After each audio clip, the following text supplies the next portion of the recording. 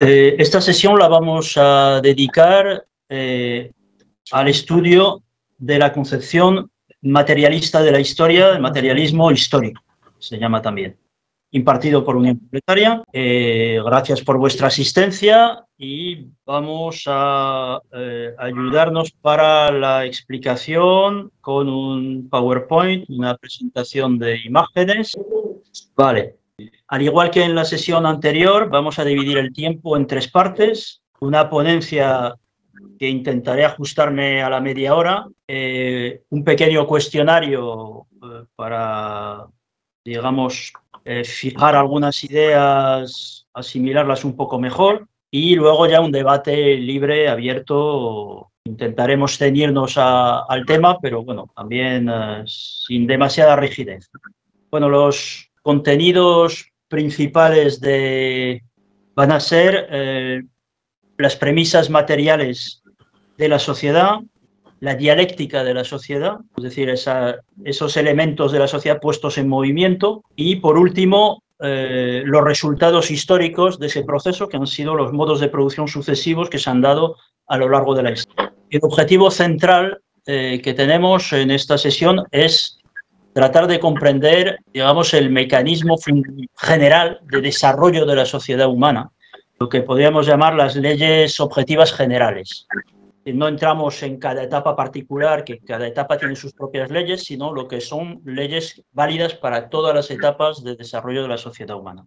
Bueno, la primera pregunta está un poco implícita en el objetivo que hemos dado a esta sesión. ¿Realmente hay desarrollo de la sociedad humana? Porque a menudo existen personas que cuestionan si realmente hay progreso, si hay desarrollo, más o menos diciendo que todo siempre ha sido igual, que siempre ha habido ricos y pobres, que total, lo que ha cambiado es una cuestión sin importancia. Bueno, por tanto, reducen la historia a un cúmulo de cosas casuales, un caos. Digamos, esas opiniones en realidad son opiniones pesimistas que se sustentan solo en una visión a corto plazo. Es decir, que realmente si miramos todo el desarrollo de la historia de la sociedad, es imposible ver así las cosas. Y muchas veces lo que hay son pretextos reaccionarios que idealizan el pasado con la intención de impedir que la sociedad progrese. Entonces, en una prueba clara de que el movimiento de la sociedad es progresivo está en el aumento de la esperanza de vida. Es decir, si nos situamos más o menos a la altura del Imperio Romano, la esperanza de vida estaba en torno a los 20-21 años. Eso no quiere decir que no hubiera personas que llegaran a los 60 y a los 80 años, pero lo que es en el momento del nacimiento, la media venía a ser de esa edad. Hoy nos situamos en una esperanza de vida en los países desarrollados de 75 a 80 años, ¿no? Es decir, por tanto, lo que vemos es un progreso, tanto en alargamiento de la vida como en mejora de sus condiciones, ¿no? Eso en términos generales, evidentemente, con sus altibajos, sobre todo cuando hay guerras, catástrofes naturales o situaciones muy particulares, pero lo que es la regla general es de progreso. Bien, entonces voy a entrar a la primera parte, que son las premisas materiales de la sociedad. Antes de Marx y Engels, consideraban por parte de los historiadores exclusivamente los motivos ideológicos de la actividad humana, sobre todo los de las grandes personalidades de la historia, los reyes, los jefes militares, los mesías, profetas religiosos, etc. En cambio, Marx y Engels, el marxismo-leninismo, adopta el mismo criterio que se tiene en las ciencias naturales, es decir, partir de la realidad tal cual es, sobre la base material, estudiar la materia y a partir de ahí entender el resto, ¿no? Entonces, Marx y Engels parten, por tanto, de esas bases materiales de la sociedad, que son la existencia, primero, de seres humanos, de individuos, que para vivir necesitan producir sus medios de vida, ya sea recolectarlos en las etapas más primarias o producirlos transformando la naturaleza, ¿no? Y junto con esos dos elementos están las condiciones materiales en que se realiza esa producción. Es decir, esas condiciones materiales son unas de carácter natural, como es la tierra tal cual la encuentra el ser humano, con sus animales salvajes, sus vegetales, subsuelo, el aire, es decir, elementos naturales que no son modificados por el ser humano. Y el otro tipo de condiciones materiales son las heredadas de generaciones anteriores, por tanto modificadas por la sociedad anteriormente. Es decir, ya sea objetos sobre el cual se trabaja, objetos con los que se actúa sobre la naturaleza para producir, y también los modos, las técnicas, la tecnología, es decir, el modo de producir lo que el ser humano necesita. Por tanto, lo que podemos ver ya con esos elementos materiales básicos de la existencia de la sociedad humana es que las circunstancias ciertamente hacen al ser humano, pero al mismo tiempo el ser humano transforma esas condiciones. Es decir, que hay un movimiento en ese sentido, una interacción entre las condiciones dadas y el ser humano que en esas condiciones actúa transformando dichas condiciones. Entonces, el modo de producir es la actividad básica del ser humano y condiciona todas las demás actividades de su vida. Lo que los individuos son depende de las condiciones materiales de su producción. Aquí vemos en la viñeta que hemos puesto ahí, pues de alguna manera es como un esquema. Si viéramos la etapa inicial de esclavos como forma de trabajo social, la esclavitud, pues digamos el instrumento es tosco y el trabajador también lo es, en ese sentido. A medida que el instrumento se perfecciona, pues también vemos que el ser humano, digamos, que trabajador adquiere un rasgo mucho más humano, digamos, más elevado, y ya llegamos al capitalismo, la herramienta es mucho más sofisticada y entonces estamos ante un ser humano, en términos generales, mucho más avanzado, ¿no? Es decir, por tanto, el régimen económico es la base de la sociedad. Más en detalle, la base económica de la sociedad está constituida por una parte, las fuerzas productivas materiales y por otra parte, las relaciones sociales de producción. Aquí tendríamos, digamos, el primer aspecto sería la relación entre el ser humano y la naturaleza a la hora de producir. Esas son las fuerzas productivas. Ahora veremos más en concreto qué es, ¿no? Pero nos hacemos un poco esa idea. Sería una relación vertical entre el ser humano y la naturaleza.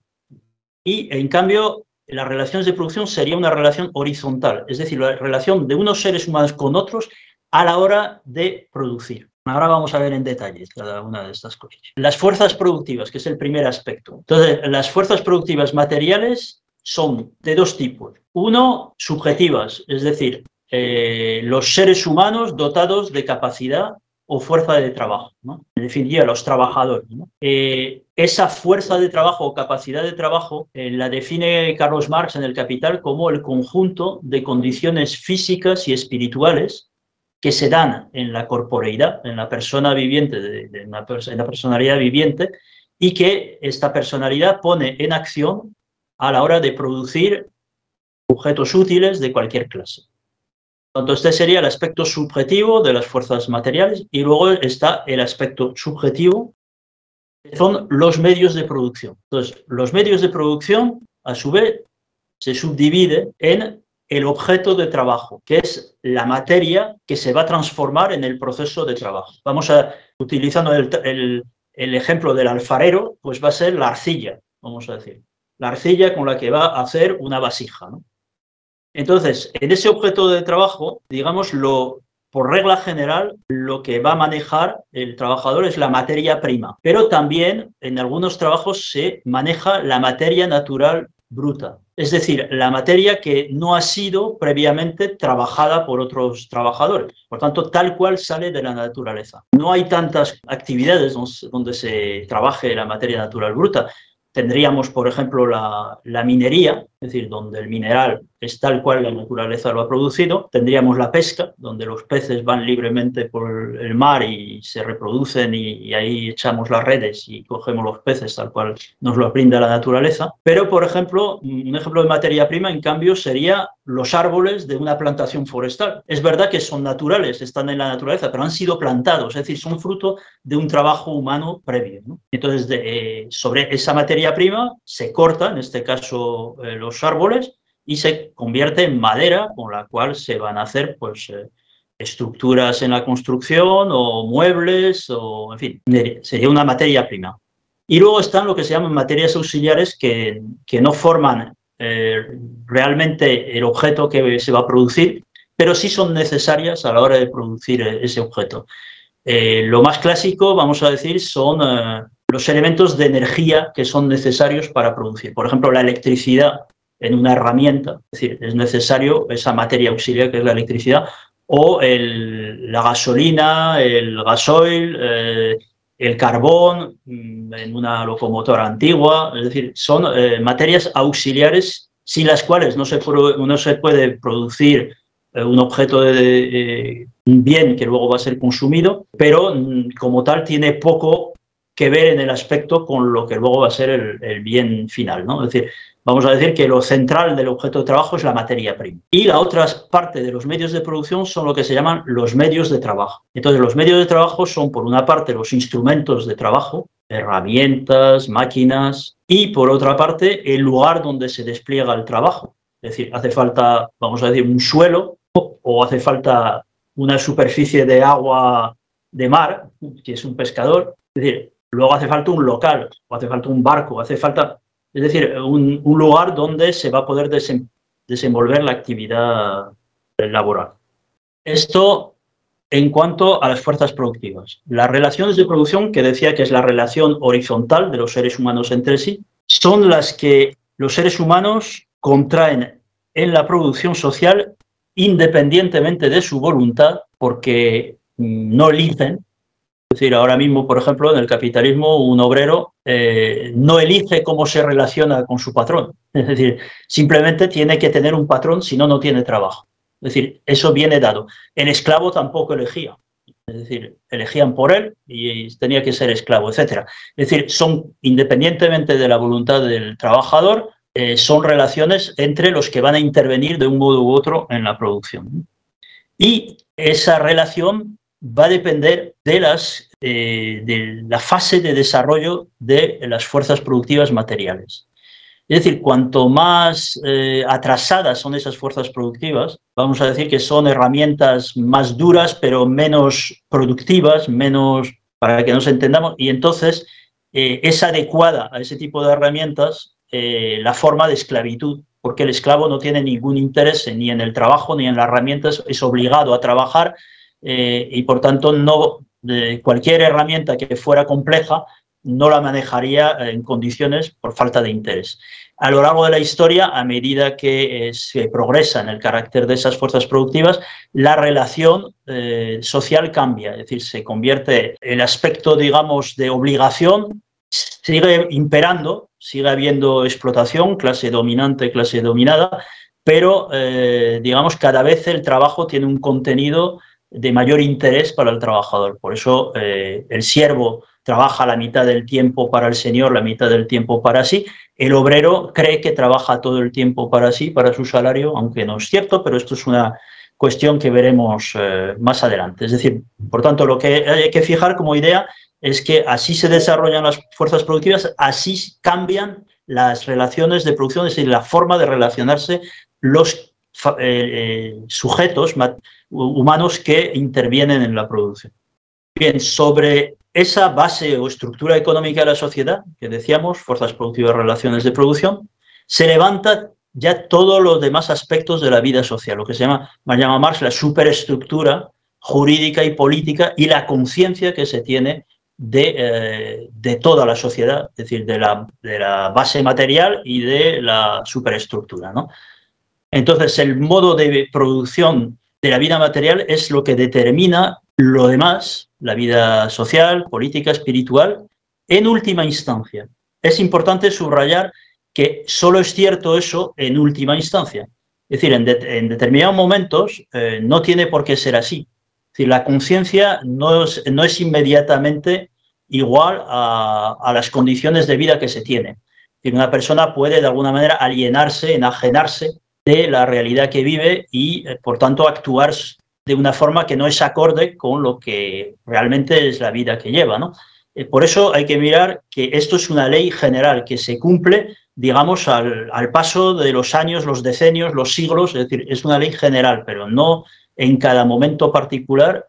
No podemos decir que así vives, así piensas, ¿eh? Eso es importante para no caer en una visión mecanicista que haga que no entendamos al final lo que está pasando en momentos particulares.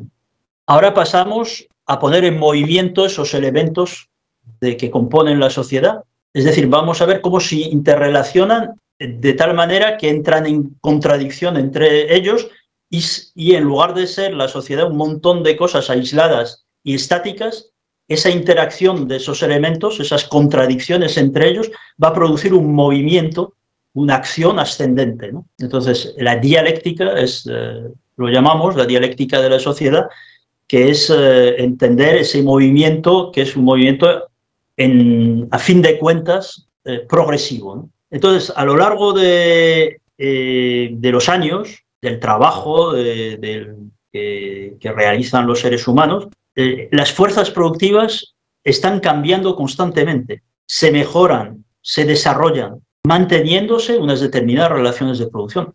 Eso en la sociedad actual lo vemos de una manera clarísima, es decir, continuamente estás en una empresa trabajando y el patrón te dice, no, hay que hacer un curso porque tienes que aprender determinada cosa, vamos a cambiar esta máquina por esta otra, vamos a cambiar el programa por otro. Es decir, continuamente hay un desarrollo de las fuerzas productivas. Las fuerzas productivas no paran de desarrollarse, ya sea para satisfacer las necesidades del trabajador si es libre, ya sea para satisfacer las necesidades del dueño del producto del trabajo si es un trabajo de explotado, ¿no? Entonces, continuamente están desarrollándose.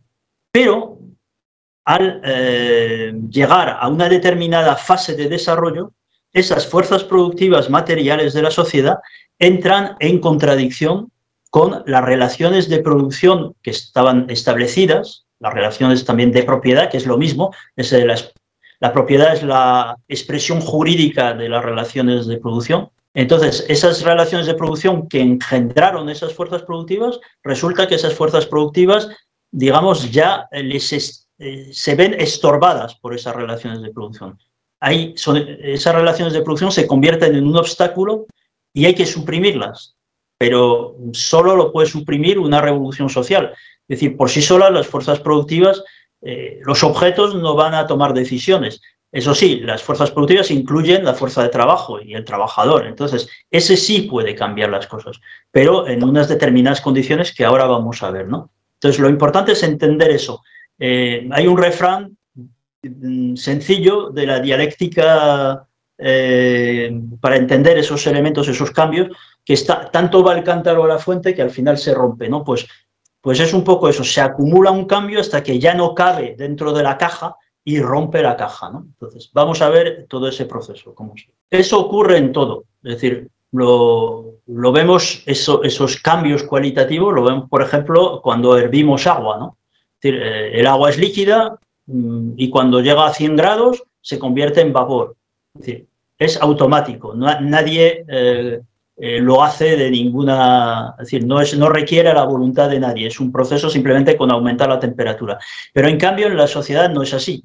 La sociedad es una sociedad de seres humanos y los desarrollos no se producen de forma automática, de forma ajena a la voluntad del ser humano, sino que los agentes de esos cambios son los seres humanos, pero no individuos particulares, sino masas de seres humanos, porque los individuos particulares, determinadas personalidades, pueden cumplir un papel muy importante, pero solamente lo cumplen en la medida en que, digamos, su acción expresa el sentir, la necesidad de masas grandes de la población. Si no, no tienen nada que hacer. Es decir, son personas que quedan totalmente fuera de las posibilidades de hacer cambiar las cosas. Esto es muy importante a la hora de construir un partido revolucionario. Es decir, si un partido revolucionario es ajeno a las masas, si es un grupo de revolucionarios, no puede cambiar las cosas a no ser que su acción coincida con lo más hondo del sentir de esas masas.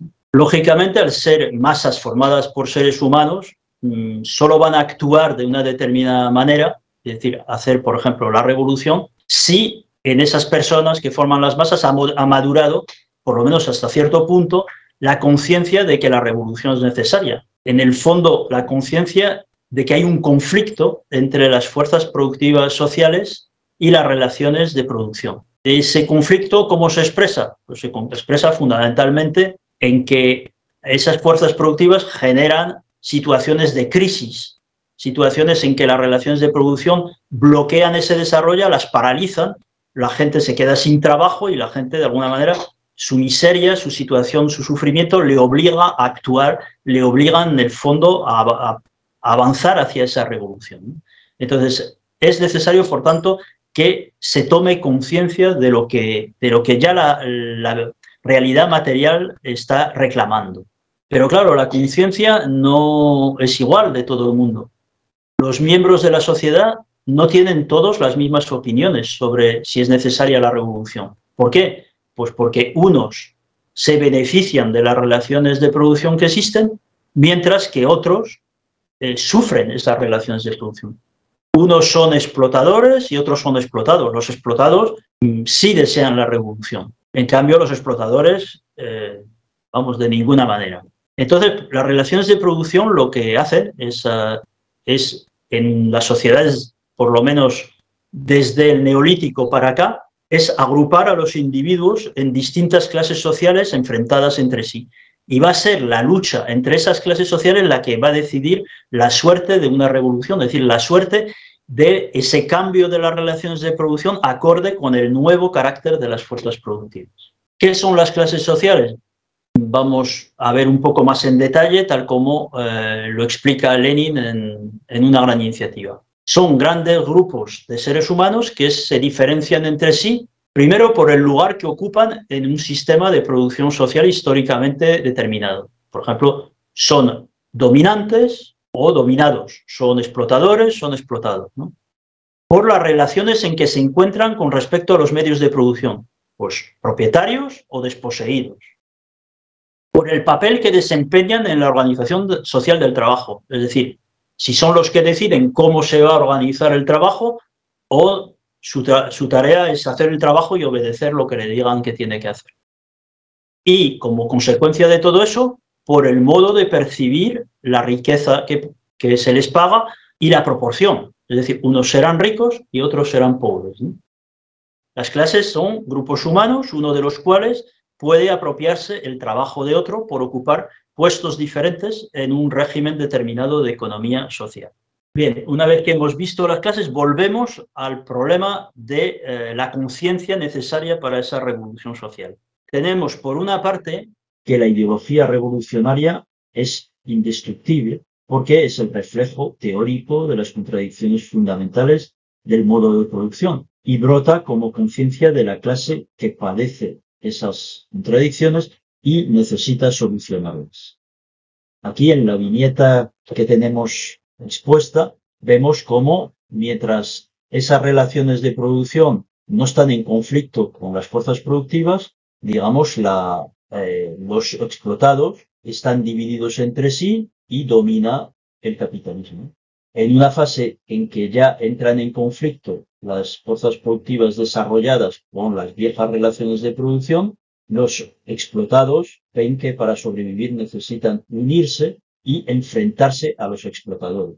En el caso del paso del capitalismo al socialismo, es la etapa de la dictadura del proletariado. Y ya desde ella se pueden cambiar las relaciones de producción e instaurar unas nuevas en las que, en el caso del comunismo, ya desaparezca la explotación de unos seres humanos por otro. Así que hemos visto, por una parte, la ideología revolucionaria es indestructible, pero por otra parte, al mismo tiempo, la ideología que domina a la sociedad y, por tanto, también a la clase explotada, es la ideología de la clase que domina económicamente. ¿Y esto por qué? Pues se debe a que, en primer lugar, lo más importante, el modo de producción se refleja espontáneamente como algo natural y eterno en la conciencia de los explotados. Por ejemplo, cuando hoy en día se piensa en un bien para el consumo, un producto del trabajo, inmediatamente se piensa en una mercancía. Es decir, que ese bien,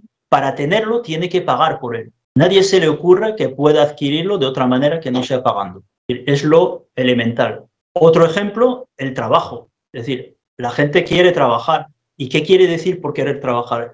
Quiere decir, quiere un puesto de explotado. Es decir, quiere que un capitalista compre su fuerza de trabajo. A nadie se le ocurre querer pues, un trabajo, digamos, libre, un trabajo propio, un trabajo social, solidario, no basado en la explotación de unos por otros. Es decir, se da por sentado de que esto es lo natural y lo eterno. Esto es el elemento fundamental que sostiene la dominación ideológica de la clase explotadora en cada momento. Luego, además de eso, por si fuera poco, los explotadores, ¿qué les ocurre? Que no necesitan trabajar. Entonces, como no necesitan trabajar, todo su tiempo lo dedican a la actividad teórica. Son los monopolistas de la cultura, de los conocimientos científicos. Tienen todos los conocimientos y todo el tiempo del mundo. Y eso, claro, potencia su dominio sobre el resto de la sociedad. Y para remate, tienen los medios materiales para difundir esa interpretación teórica de la realidad, ¿no? Es decir, tienen el Estado, tienen la Iglesia, tienen la escuela, los medios de información, etcétera, etcétera. Con lo cual, en conclusión, la clase oprimida solo puede vencer si su lucha también se desenvuelve en el plano teórico, en el plano de la conciencia social. Es decir, entre la ideología dominante de la clase explotadora y la ideología indestructible de la clase explotada. Es decir, vamos a decir que para quien no tenga ganas de actuar no son buenas noticias, porque significa que hay que pelear duro para que las cosas cambien. Bien, pues ¿cómo vencer en esa lucha, ¿no? ¿Cómo hacer que venza la ideología indestructible revolucionaria sobre la ideología burguesa dominante? Marx y Engels en la ideología alemana nos dicen: si la expresión consciente de las verdaderas relaciones de los individuos a la hora de producir es ilusoria, es decir, si los trabajadores, vamos a decir, ponen al revés en su cabeza la realidad, eso es consecuencia de que su actividad material y sus relaciones sociales son limitadas. Es decir, que el trabajador está tan ensimismado en su tarea que no ve alrededor, no ve el conjunto. Digamos, otro refrán popular: los árboles no dejan ver el bosque. Entonces, ahí está la solución. La solución es buscar qué factores rompen esa limitación para que venza la ideología revolucionaria indestructible sobre la ideología burguesa dominante. Esos factores son, por una parte, factores objetivos: el desarrollo de las fuerzas productivas. Y cuanto más se desarrolle la tecnología, por entendernos, en el capitalismo, por ejemplo, más el capital va a tener problemas para dar salida a sus productos y obtener la riqueza que es su razón de ser. ¿Por qué? Pues porque lo ha conseguido a base de quedarse con menos trabajadores y, claro, tiene menos trabajadores, pero a la hora de vender no hay nadie que tenga suficiente dinero para comprarle la producción. Con lo cual, se crea problemas. Para él puede ser la ruina o pérdida de ganancias, pero para el trabajador es una situación tan desesperada que no tiene más remedio que ir hacia la revolución. Con lo cual, factores que rompen esa limitación: uno es inapelable, es decir, no puede remediarlo nadie. Ese desarrollo de las fuerzas productivas empuja a la clase explotada hacia la revolución. Y el segundo factor, ese depende totalmente de nuestra acción y voluntad. En la clase explotada, lo mismo que en cualquier masa de población, la conciencia no se desarrolla de una manera igual y homogénea. Unos, por la razón que sea, son más conscientes, se dan más cuenta de las cosas, y otros no tanto. Es fundamental que los más conscientes se organicen, formen un partido político para, el objetivo es llevar a su clase a sustituir en el poder político a la clase hoy explotadora. Entonces, ¿cómo lo pueden hacer? Pues poniendo el conjunto de esos trabajadores de la clase proletaria en relación con la cultura más desarrollada. Es decir, hay que sacar a los trabajadores de la ignorancia, hay que llevarles al conocimiento que pueda tener un burgués. Tienen que tener la misma capacidad de conocimiento. Eso sí, para otros fines, pero tienen que saber tanto y conocer al resto de las clases sociales. Es decir, manejar, en definitiva, ser capaces de dominar la sociedad que vayan a heredar cuando tengan el poder político y poderla transformar de una manera, digamos, lo más rápida y lo menos dolorosa posible. Por ejemplo, a los pequeños productores independientes no se les puede aplicar las mismas recetas que a los grandes productores. No se les puede expropiar y crearse un problemón que esa gente, por ejemplo, el campesino, diga, pues entonces yo no trabajo y entonces pasamos hambre y me pongo de parte de la clase capitalista. No, hay que buscar un camino que le satisfaga, pero al mismo tiempo pueda transformarse poco a poco ese productor individual en un productor colectivo, ¿no? Por ejemplo, a través de cooperativas. Son ejemplos para entender que la actividad del partido político consiste en eso, en elevar a la masa de la clase explotada a ponerla en condiciones de entender el mundo y de relacionarse con las demás clases para transformar el conjunto de la sociedad. Bien, dicho esas leyes generales del desarrollo de la sociedad, que son válidas, vamos a decir, algunas de ellas válidas siempre, como es la contradicción entre las fuerzas productivas y las relaciones de producción, otras no, porque dependen de que la existencia o no de clases, pero son leyes, por lo menos, que tienen un recorrido hasta nuestros días, ¿no? Aquí vemos en este esquema cómo ha habido un progreso de la sociedad desde una sociedad sin clases, comunismo primitivo, y vamos hacia una sociedad sin clases, que es un comunismo, pero sobre la base de los frutos que ha dado a la humanidad la división de la sociedad en clases, que por las malas, pero ha empujado el desarrollo de las fuerzas productivas, vamos a decir. Entonces, el desarrollo de las fuerzas productivas de una nación ha dado lugar y da lugar a sucesivas etapas en la división social del trabajo, que se traducen en relaciones de clase y formas de propiedad. La primera forma de propiedad es la de la tribu o el comunismo primitivo. Es una fase primaria, es lo que tendríamos en el Paleolítico, el inicio del Neolítico. Es decir, todo es cazar, pescar, es decir, coger de la naturaleza tal como se encuentran los productos que necesitamos, vamos, los bienes que se necesitan. Aparece la ganadería, es decir, ya es en la fase superior de esa etapa, e incluso la agricultura, que como sabéis, se desarrolla sobre la base de la ganadería, es decir, fundamentalmente se cultiva para dar de comer al ganado, ¿no? A partir de ese momento vamos a decir que va poco a poco el comunismo primitivo desapareciendo y aparece otra cosa. Mientras dura, la división del trabajo está muy poco desarrollada, es la división familiar del trabajo. Es decir, básicamente, jóvenes ancianos, mujeres hombres, ¿no? Es esa división del trabajo que existe. Domina la propiedad común y al final de esta etapa tendríamos pues como estructura social los patriarcas, los miembros de la tribu y luego los miembros de otras tribus integrados como esclavos, fruto de la victoria de una tribu sobre otra, etc. Una forma es la propiedad comunal estatal de la sociedad esclavista, es decir, cuando ya esa sociedad primitiva se ha desarrollado en la dirección que decíamos, se fusionan varias tribus y forman una ciudad, Atenas, Roma, etc. Así, digamos, en lo que sería la antigüedad, ¿no? Entonces, la propiedad comunal es la que sigue siendo lo fundamental, pero se va desarrollando poco a poco la propiedad privada mobiliaria primero e inmobiliaria después, pero siempre como formas supeditadas a la propiedad comunal. Aquí la división del trabajo ya está muy acusada, es decir, entre la ciudad y el campo, entre la industria y el comercio marítimo, siempre pensando en Egipto, en Grecia, en Roma un poquito. Y aquí las relaciones ya sociales son de clase, claramente, es decir, entre ciudadanos y esclavos fundamentalmente. Esos ciudadanos pueden ser ciudadanos ricos, poseedores, patricios, que se llaman, o ciudadanos pobres pero libres, como son los plebeyos en Roma, ¿no? Que de alguna manera viven del saqueo de otras tribus. La tercera forma es la propiedad feudal o por estamentos. Aquí el esquema que estamos siguiendo es el de Europa, ¿eh? En otros países es un poco diferente, pero en Europa básicamente es así. Aquí la propiedad feudal nos vamos a la Edad Media, vamos a decir a la disolución del Imperio Romano.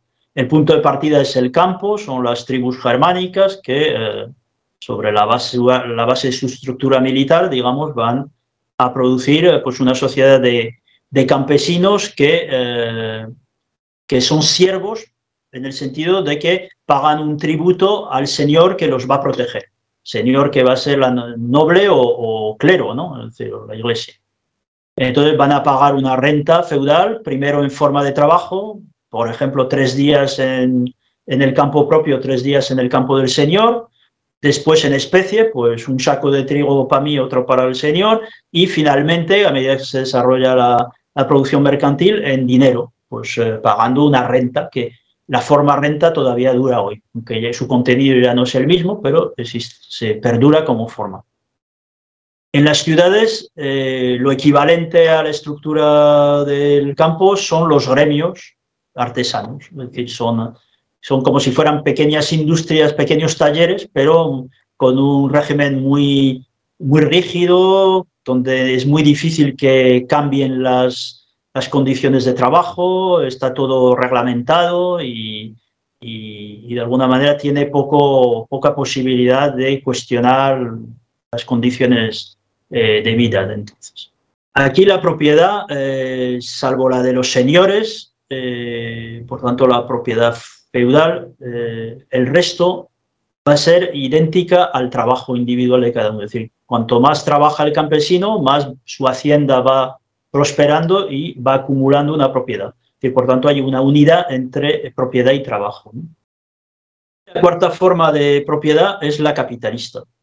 Aquí en el esquema, como vemos, pues el obrero pesca, echa los peces al cesto y el capitalista lo que hace es pescar también, pero del cesto del obrero, ¿no? Sería un poco, eso lo estudiaremos en la próxima sesión.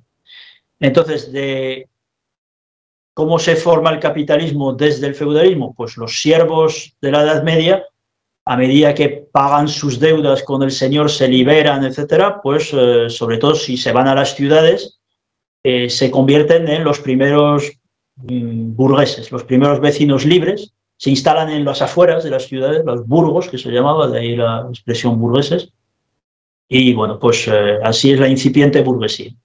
En esa época de disolución del feudalismo y aparición del desarrollo ya de una sociedad precapitalista, podemos decir, se descubre América, se consigue navegar alrededor del Cabo de Buena Esperanza, de África, se impulsa el comercio, la industria, es decir, hay un desarrollo de las fuerzas productivas que va a dejar las relaciones feudales fuera de juego. La antigua organización gremial es desbordada y en las afueras de las ciudades se forman manufacturas que emplean ya cientos de trabajadores que son auténticos virtuosos de su herramienta.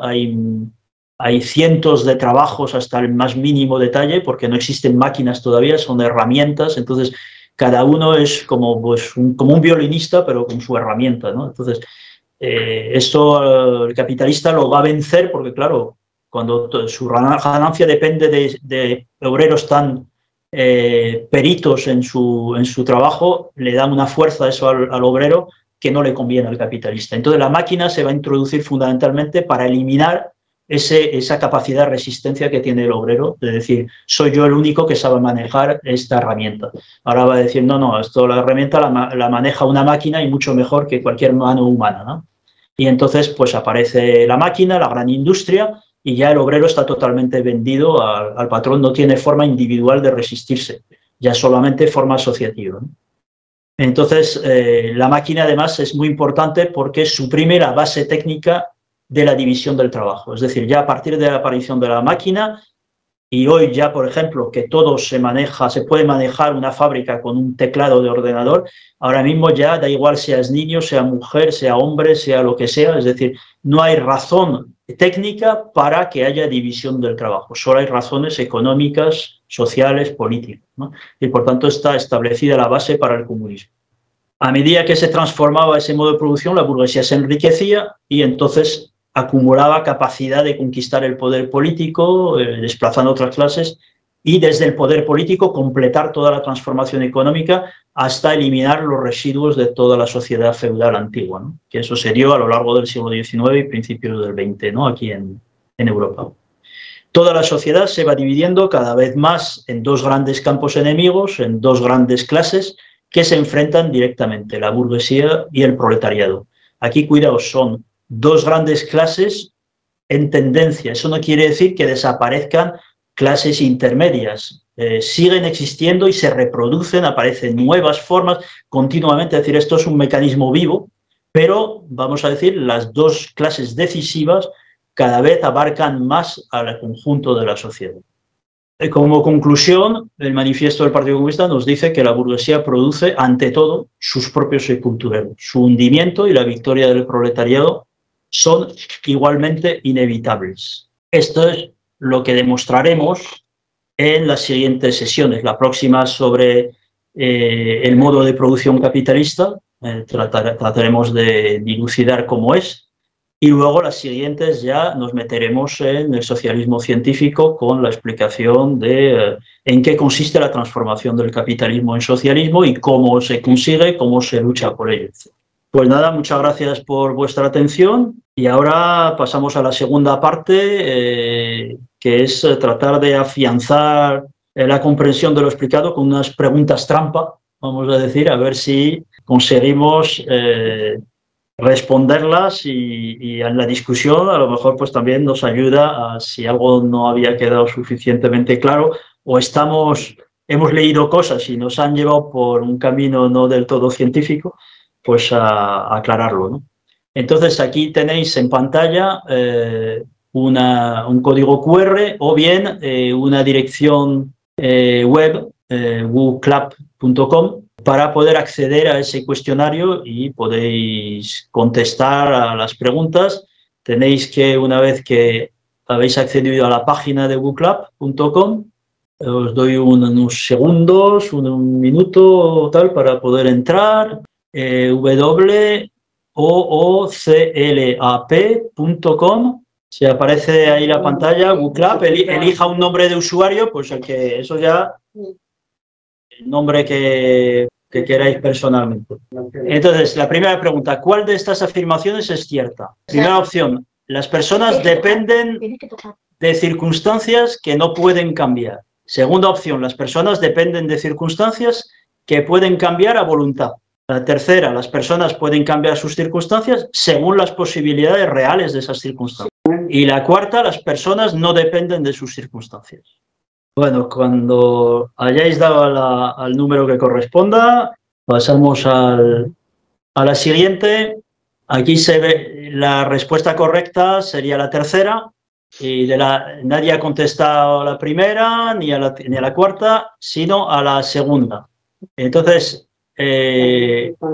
la cuestión es, efectivamente, el cambiar las circunstancias, por supuesto, depende de la voluntad, pero no cualquier voluntad permite cambiar esas circunstancias. Es decir, por mucho que uno quiera que las cosas caigan, digamos, de abajo hacia arriba, seguirán cayendo de arriba hacia abajo. Es decir, depende de las leyes de la propia realidad material, ¿no? Por tanto, hay un margen de indeterminación, pero dentro de las posibilidades de desarrollo de la realidad, ¿no? Entonces, por eso la respuesta correcta sería la tercera. Pasamos a la siguiente pregunta. ¿Cuál de estas expresiones es cierta? Primera posibilidad, las relaciones de producción se adaptan al desarrollo de las fuerzas productivas. Segunda, las masas hacen la historia. Tercero, las personalidades hacen la historia. Y cuarto, la vanguardia de la clase oprimida hace la revolución. Vamos por 9 respuestas de 16. Son preguntas un poco trampa para complicar un poco las cosas. Entonces, la respuesta correcta sería la segunda, es decir, que son las masas las que hacen la historia. Y ahora vamos a ver en qué fallan las otras opciones. Vamos a ver. Entonces, las relaciones de producción se adaptan al desarrollo de las fuerzas productivas. En realidad no se adaptan, sino que tienen que ser destruidas y sustituidas por otras, con lo cual no hay un proceso de adaptación de las relaciones de producción. Mire, hay un proceso, vamos a decir, de cambios superficiales de esas relaciones de producción, pero vamos a decir que los capitalistas no se van a adaptar a las nuevas fuerzas productivas sociales renunciando a su posición de capitalistas. Es decir, van a oponerse y, por tanto, no va a haber adaptación en ese sentido. Las personalidades hacen la historia, la hacen solo en la medida en que las masas lo hacen y ellas como representantes de esas masas, como, digamos, una parte importante de esas masas, pero sin las masas no pueden hacer nada. Es decir, no, ninguna personalidad de la historia, si la sacas de las condiciones en las que se ha desarrollado su actividad, serviría para nada. Entonces son las masas las que hacen la historia. ¿Y la vanguardia de la clase oprimida hace la revolución? Pues no, la hace la clase oprimida.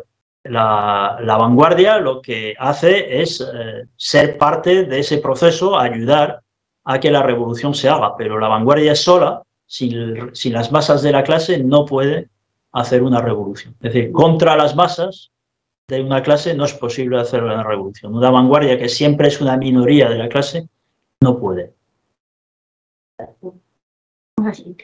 Si de todos modos en el debate, si no se está de acuerdo, también podemos discutirlo, ¿eh? Vamos a por la tercera pregunta. ¿Cómo se forma la conciencia revolucionaria en los explotados? Primera opción, por el reflejo de la relación de esos explotados con los medios de producción. Es decir, en el caso de los obreros modernos, por el simple hecho de trabajar con los medios de producción del capitalista y vivir esa situación de trabajo bajo la explotación. Segunda opción, desarrollando la lucha contra sus explotadores. En el caso de la sociedad actual, pues la lucha sindical de los obreros de una empresa contra sus empleadores o la lucha en general de los obreros contra los patronos. Tercera opción, desarrollando la lucha contra la ideología dominante.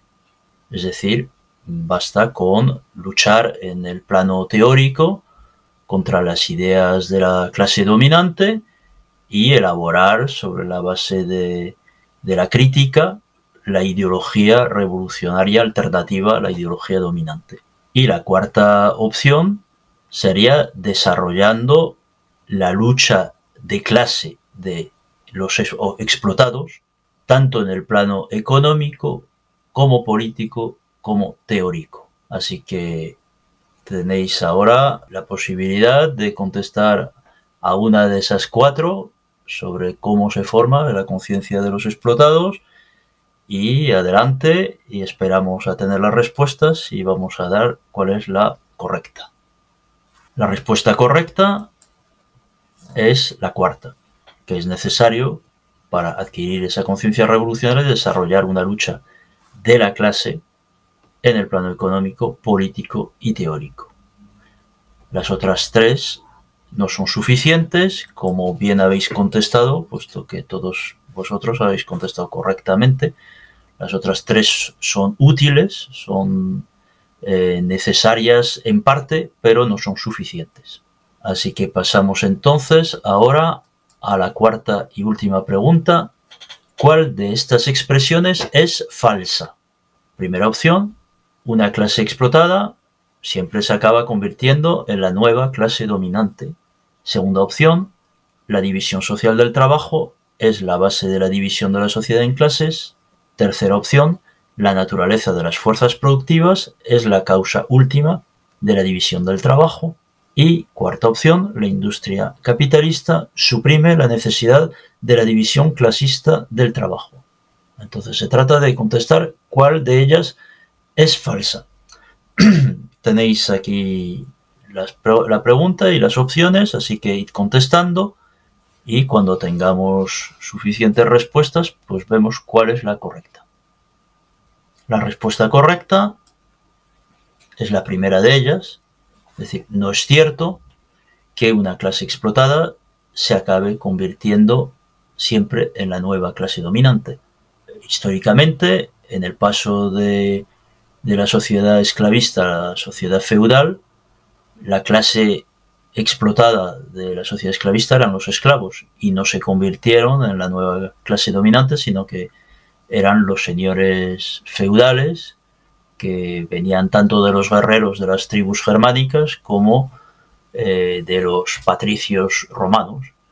Por tanto, no fueron los esclavos. Y en el paso del feudalismo al capitalismo, la clase explotada del feudalismo eran los siervos de la gleba, y no se convirtieron esos siervos en la nueva clase dominante, sino que fue la burguesía, que era una clase que se había formado y en medio de las dos clases principales del feudalismo, como fruto de la liberación de los campesinos siervos y su traslado a las ciudades libres de las rigideces de los gremios.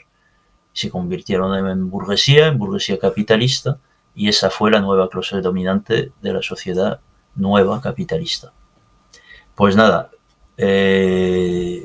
habéis contestado la mayoría correctamente y muchas gracias. Ahora vamos a pasar al debate libre y bueno, pues tenéis la palabra para decir qué es lo que no os ha quedado claro, qué discrepancias tenéis con lo que he expuesto y qué cuestiones queréis plantear respecto de del texto estudiado y en relación con la actualidad, lo que queráis plantear. Así que adelante y muchas gracias.